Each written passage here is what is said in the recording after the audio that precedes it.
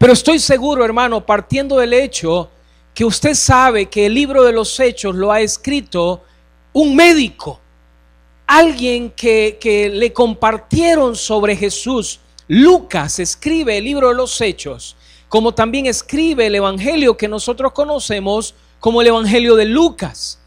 Y Lucas ha escrito este tratado, este libro de los Hechos, para que un hombre llamado Teófilo pudiera conocer ordenadamente sobre los acontecimientos que sucedieron después que Jesús fue alzado a las nubes, después de aquel momento en el cual Jesús fue levantado, exaltado en las nubes, y los discípulos se quedan viendo al cielo, y los ángeles le dicen a los discípulos: así como habéis visto a este Jesús ser levantado en una nube, así este mismo Jesús regresará con gran poder y con gran gloria.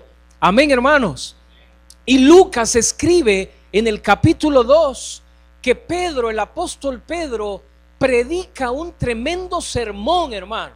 El primer sermón que está registrado en el libro de los Hechos. Pedro predica un sermón donde incómodo, literalmente incomoda, les habla francamente a los que escuchan y están reunidos ahí, seguramente alrededor del templo, luego del estruendo que se escuchó en el aposento alto cuando el Espíritu Santo fue derramado. ¿Se recuerda? ¿Sí? Y Pedro predica este sermón y dice la palabra del Señor que 3,000 personas se convirtieron.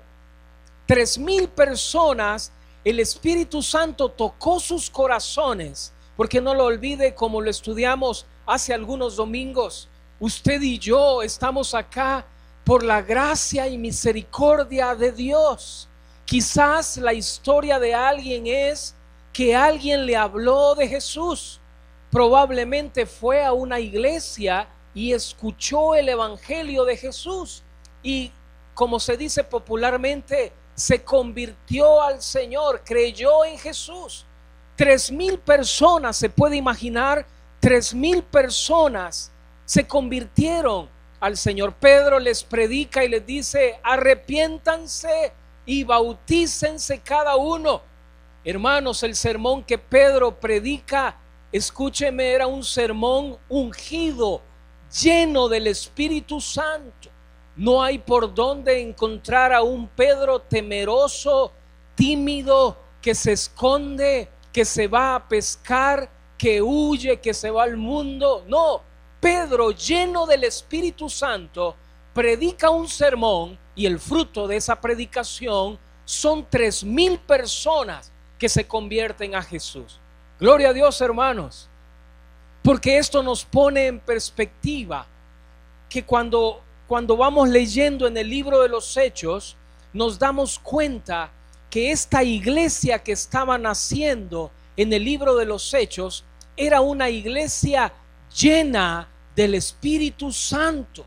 Si pudiéramos tomarle una fotografía, una selfie al libro de los Hechos, a la iglesia del libro de los Hechos, esa foto de la iglesia del libro de los Hechos nos daría como resultado una iglesia llena del Espíritu Santo, y lo veremos en los domingos que continúan hasta que lleguemos al final del libro de los Hechos.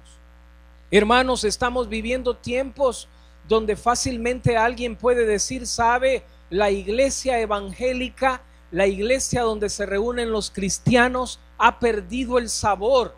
Es una iglesia que no es relevante. Hay cosas que están sucediendo en la sociedad, como el aborto, como el homosexualismo, como el lesbianismo, como la pobreza, y alguien quizás en su reflexión podría decir: la iglesia evangélica, pongámosle el nombre, Nazaret, la NASA, ha perdido su sabor. ¿Qué piensa usted?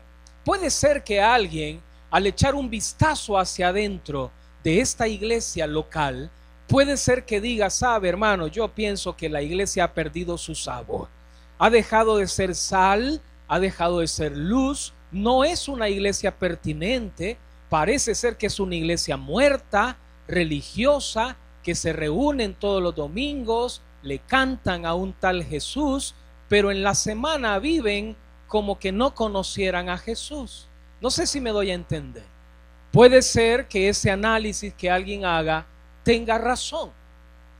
Cuando uno ve la iglesia en el libro de los Hechos y lee la porción que leíamos esta mañana, nos encontramos con algunos principios o algunas distinciones o características de una iglesia que es controlada por el Espíritu Santo.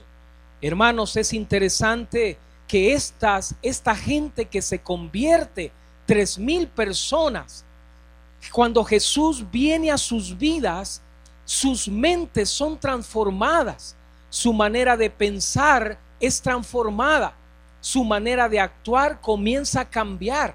Y así es, toda persona que viene a Jesús como producto, la transformación de su mente comienza a ejercerse, su mente comienza a cambiar, ya no es la misma persona, ya no piensa como antes, ya no actúa como antes, porque ahora vive para Jesús. Amén.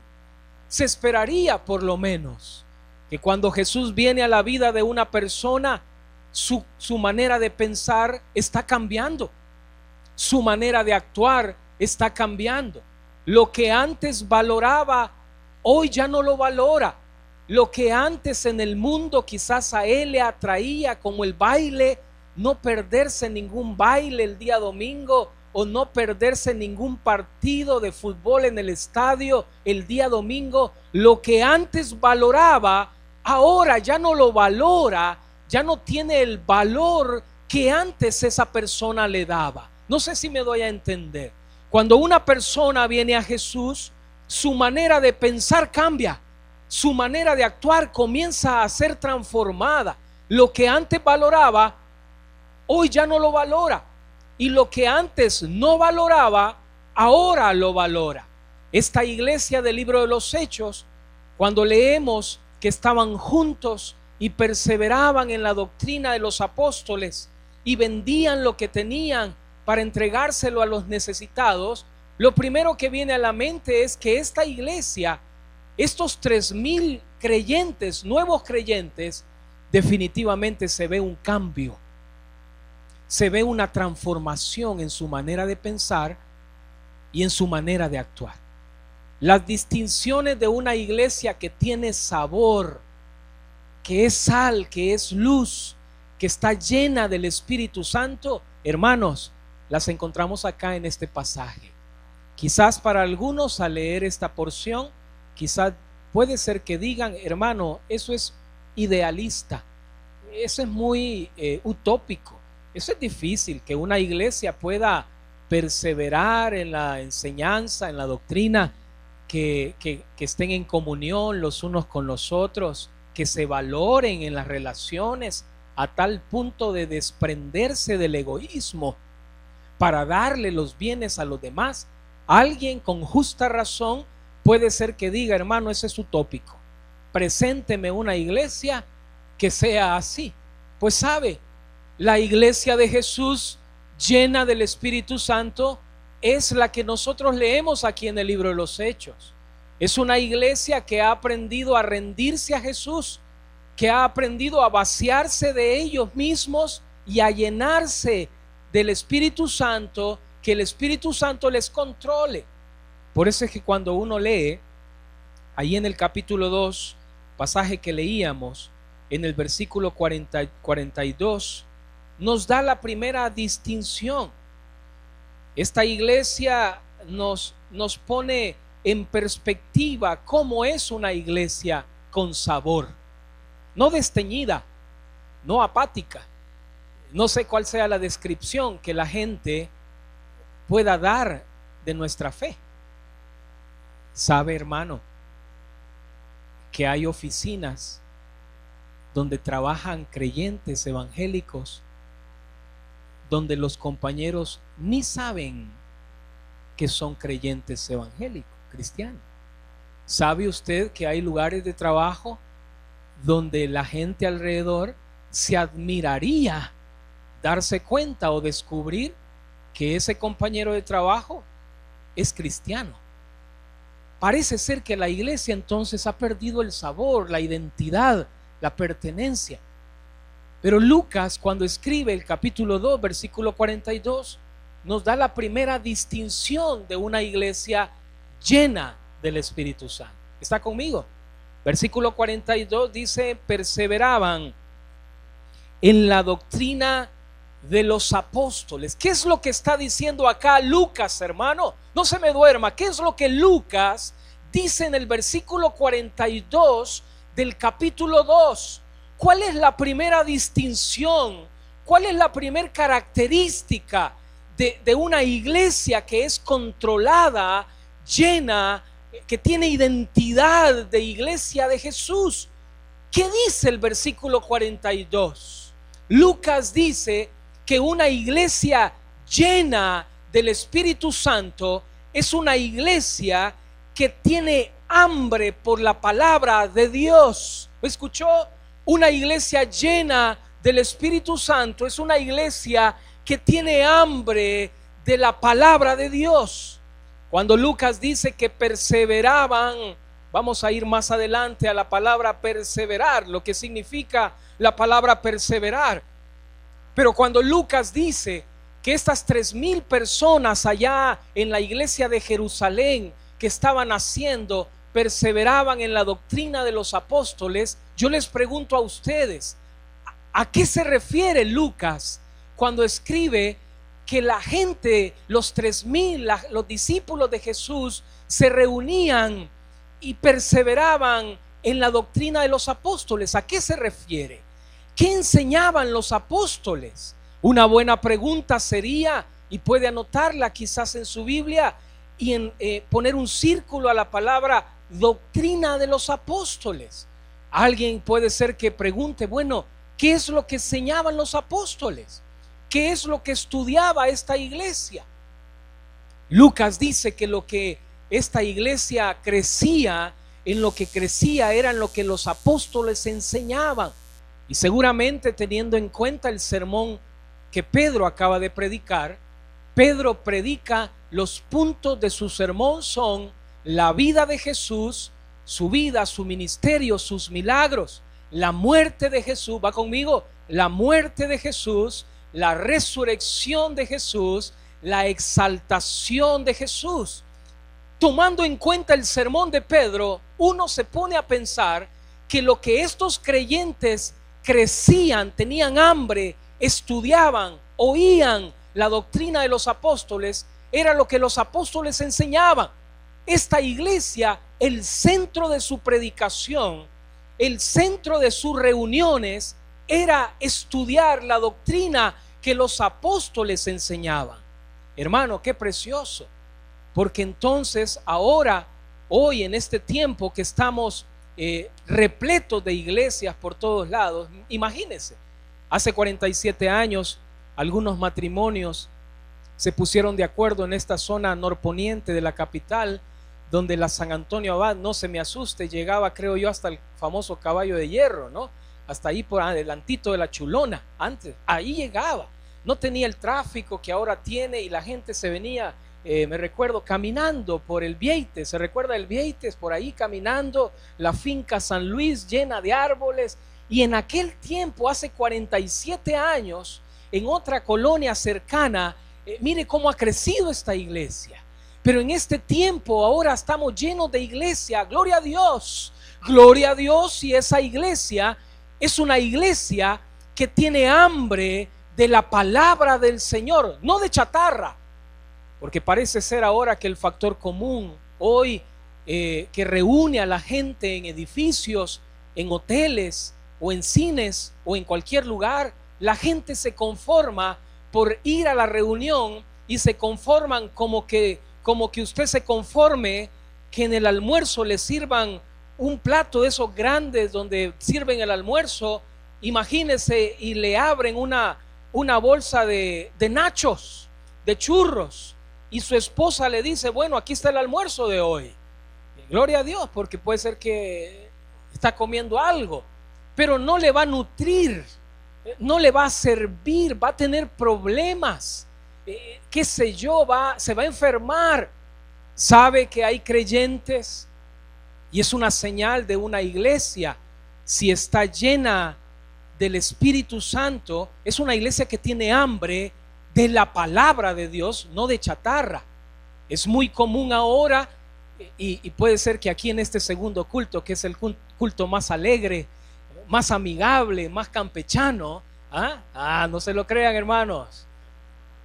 Vamos a ver el 7 de octubre, allá hay una dinámica que tiene que ver con los cultos, la gente de las 7 y las 10:30, vamos a ver. Pero imagínense, hermano, ya se me olvidó lo que iba a decir. Una iglesia llena del Espíritu Santo es una iglesia que come la palabra, que no se conforma. Puede ser, ya me acordé, puede ser que alguien de pronto diga, hermano, mire, para llenar esta nave, que relativamente podríamos decir que está más o menos llena, pero alguien puede ser que diga, hermano, mire, tengo el secreto, tengo la clave, tengo la fórmula para poder llenar esta iglesia. Mire, pongamos temas atractivos que jalen gente. Por ejemplo, 3 consejos. A ver, ayúdeme. 3 consejos. Suena mucho esas predicaciones, ¿verdad? 3 consejos, 5, 10 consejos. 3 consejos para adelgazar. Bueno, no se ría, porque no se admire, no se asombre, porque puede ser que esos sean los temas de predicación en algunas iglesias. Y cuando uno entonces con temor y temblor ve y se imagina, fácilmente quizás la gente vendría. ¿Quién no va a querer adelgazar de una manera rápida? 3 pasos, 3 consejos. ¿Qué tal? Ya no tiene que ir al gimnasio, ya no tiene que limitarse con la comida. Aquí le damos la clave, el secreto, la fórmula. 3 pasos. Pero uno, hermano, y usted creo yo también, cuando lee el libro de los Hechos, dice que esta iglesia perseveraban, y en lo que perseveraban era en la doctrina de los apóstoles. La iglesia del Señor está fundada en la doctrina de los apóstoles, hermano. Así es que si hay alguien por acá que de pronto dice, mire, hermano, aquí tengo una nueva doctrina, que podemos meterla en la iglesia y enseñarla, bueno, olvídese. No se la aceptamos, no se la agarramos, porque la iglesia del Señor ha sido fundada en la doctrina de los apóstoles, en lo que los apóstoles le enseñaron a esa primera iglesia. Y el tema del apostolado, como lo decía Moisés, creo yo en el primer culto, ya se cerró. Habían algunas cualidades de alguien que podría nombrarse o ser nombrado apóstol de Jesús. Se cerró ya el cupo. Pablo dice como un abortivo, como un último, el apóstol Pablo, del cual hemos leído en nuestra Biblia las cartas que el apóstol Pablo en el Nuevo Testamento ha dejado, inspirado por el Espíritu Santo, a la iglesia de Jesús, para que la iglesia de Jesús, ¿qué estudie? 3 consejos para adelgazar, no, que estudie doctrina, la doctrina que Dios ha dejado, por la cual la única manera de crecer espiritualmente es a través de la palabra de Dios, hermano. ¿Sabe la razón por la cual hay creyentes raquíticos? Hay creyentes anémicos, espiritualmente me estoy refiriendo, porque no están alimentándose de la palabra del Señor. Y esa es una señal. ¿Quiere conocer a un creyente lleno del Espíritu Santo? Ese creyente tiene hambre de la palabra. Ese creyente tiene hambre de la palabra. No puede ser que un creyente, después de haber conocido a Jesús, se esté alimentando con chatarra, hermano, espiritual. Si hay alguien acá que quizás el Señor le está hablando, este es el momento para hacer un compromiso y decir: Señor, yo quiero que tu Espíritu Santo me llene, quiero tener hambre de tu palabra.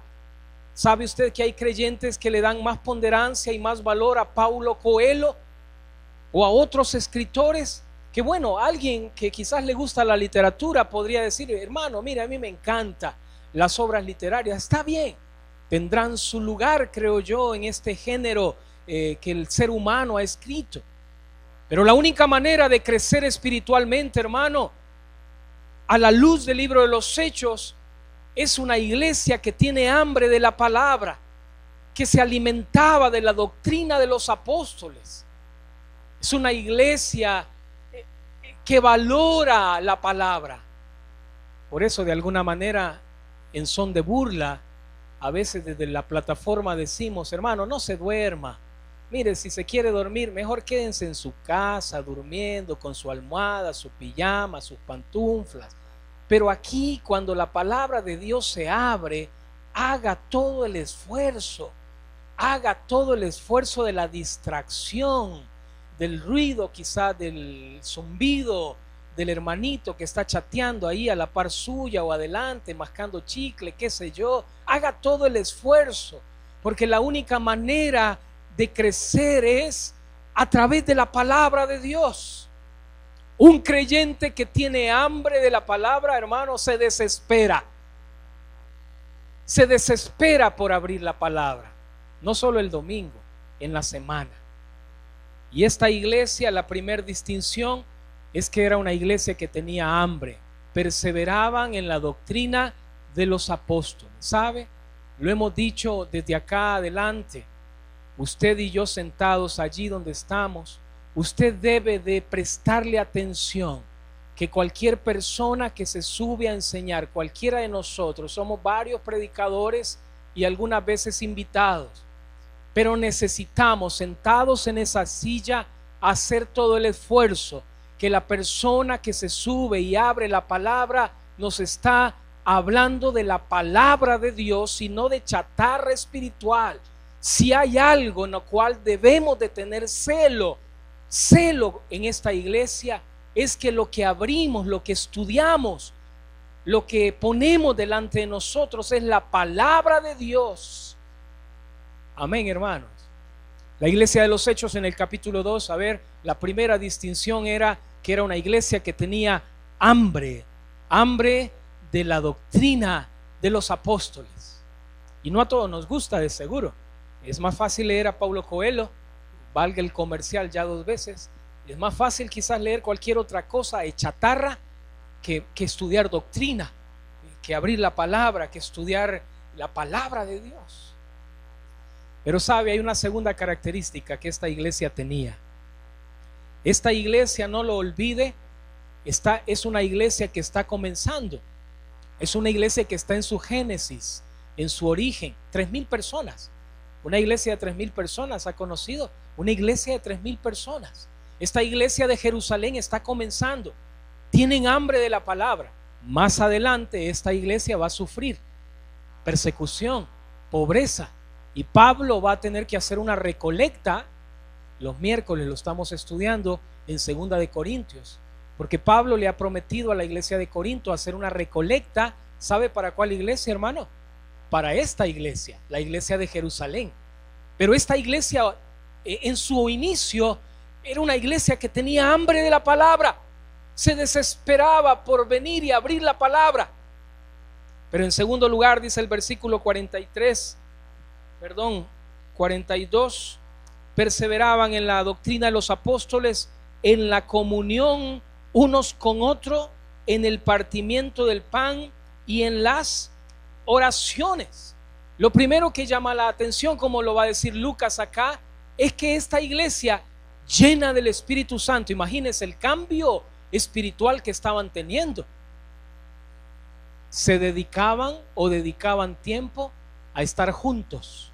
Ay, hermano, mire, podemos venir al culto, podemos ser miembros de una iglesia, si usted quiere podemos cantar, precioso, lindo, pero eso de estar juntos y valorar las relaciones interpersonales a tal punto de desprenderme de lo mío para dárselo al otro, ay, hermano, ¿sí o no?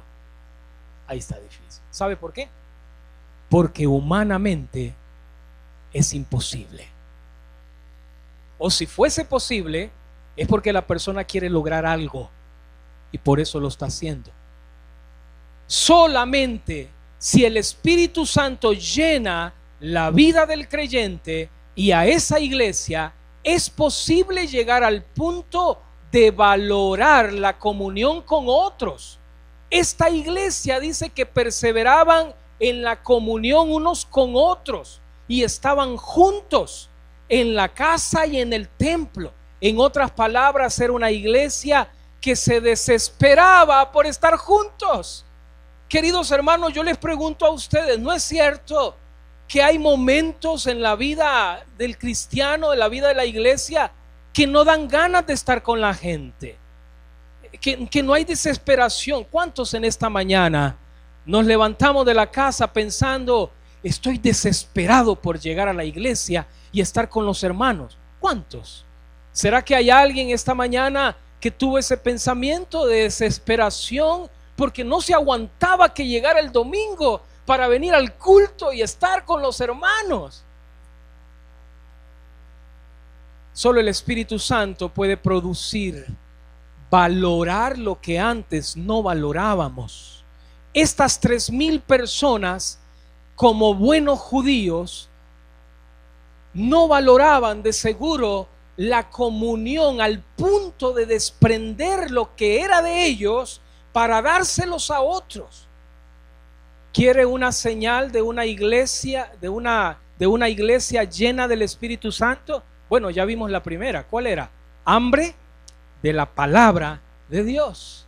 Pero quiere otra señal. Era una iglesia que se desespera por tener comunión con otros. Sabe, querido hermano, luchamos, creo yo, en las iglesias, porque de pronto hay gente en la iglesia, está bien, gente nueva, ¿no?, que va viniendo a los pies de Jesús y que está comenzando a cambiar su manera de pensar y que quizás está asimilando la importancia que es estar juntos. Pero yo creo que en todas las iglesias se lucha con gente que dice que viene a la iglesia, pero lo menos que hacen es entrar a estar con la iglesia. Sabe que en nuestra iglesia hay gente que anda de pasillo en pasillo, se sienta en las bancas, va a este sorbetero, se pasan al otro sorbetero, pero lo que menos hacen, y lo asombroso del caso sería que ellos dicen que vinieron a la iglesia el día domingo. ¿Qué tal? La característica de una iglesia llena del Espíritu Santo es que tiene desesperación por estar con la iglesia, por estar con los hermanos. Y eso solamente lo puede producir ¿quién? ¿Quién, hermanos? El Espíritu Santo.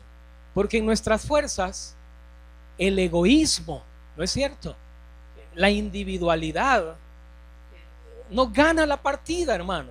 Es una lucha. Queremos consagrarnos a Dios, queremos agradarle, queremos caminar en obediencia, pero nuestra carne nos dice todo lo contrario. Era la lucha de Pablo, el apóstol Pablo en Romanos. Quiero hacer lo bueno, pero termino haciendo lo malo. Es su lucha, seguro, es mi lucha. Y nuestra carne, que tiende a ser egoísta, de pronto entonces tenemos que pedirle al Señor que transforme nuestra manera de pensar para comenzar a valorar lo que antes no valorábamos. Si hay algo que debemos de valorar, queridos hermanos, es el estar juntos. No sé si me escuchó. Si hay algo que usted y yo necesitamos, quédese con esto por lo menos en la predicación.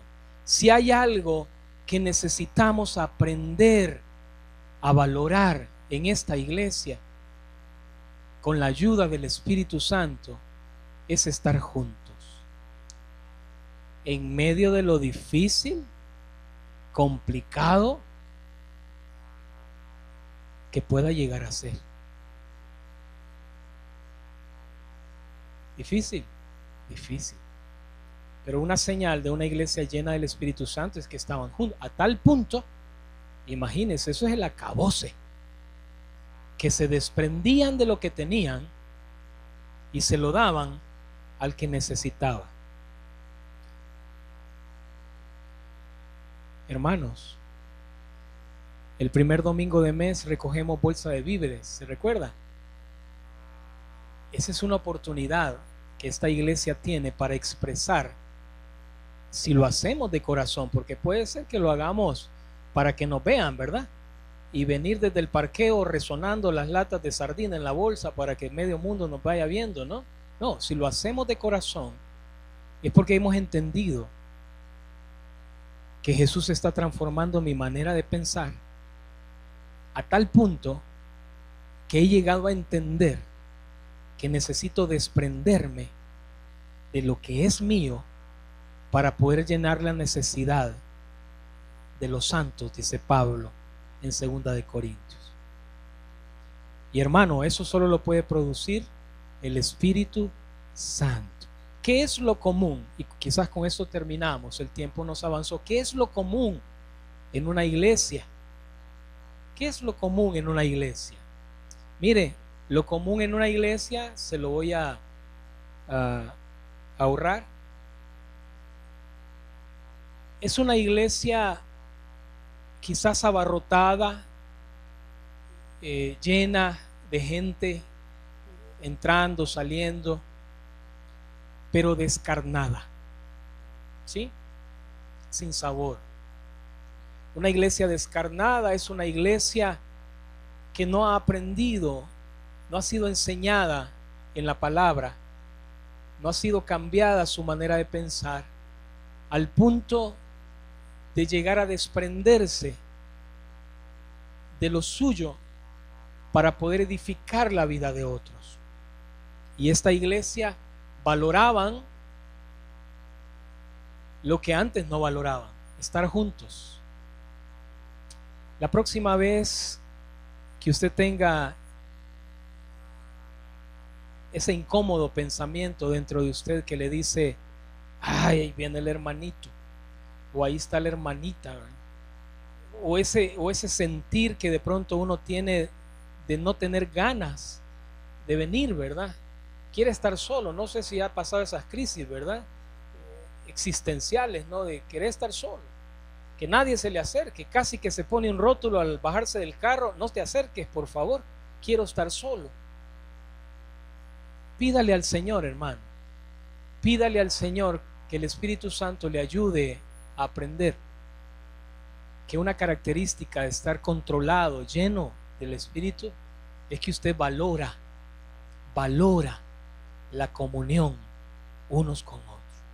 La próxima vez que usted vea de pronto, si usted conoce personas aquí en esta iglesia que vienen a la clase, está bien, vienen a la clase, pero que no vienen a esta reunión donde está la iglesia dándole culto, no al pastor, Dios nos libre, Dios nos guarde, al Señor, su culto, mi culto, con la autoridad del Señor, llámele la atención y dígale: hermano, a mí me parece que tienes que revisar esto.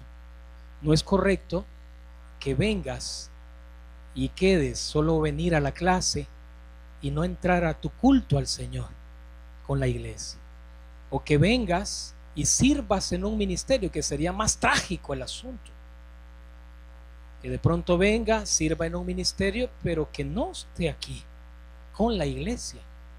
Llámele la atención en el amor del Señor y dígale: hermano, valora, piensa esto, hay algo. Amén, hermanos. Esta iglesia naciente perseveraban en la doctrina de los apóstoles, hambre de la palabra, desesperación de estar juntos en el partimiento del pan, que hoy hemos partido el pan, recordando, celebrando, anunciando, en la oración, al estar juntos buscando al Señor. Póngase de pie, vamos a terminar. Padre, esta mañana te damos gracias porque al caminar por este libro de los Hechos podemos ver esas características, lo que tú hiciste con esas personas, 3,000 personas que estaban aprendiendo a crecer en lo que los apóstoles enseñaban, en la doctrina que hoy nosotros tenemos en la palabra, en la Biblia.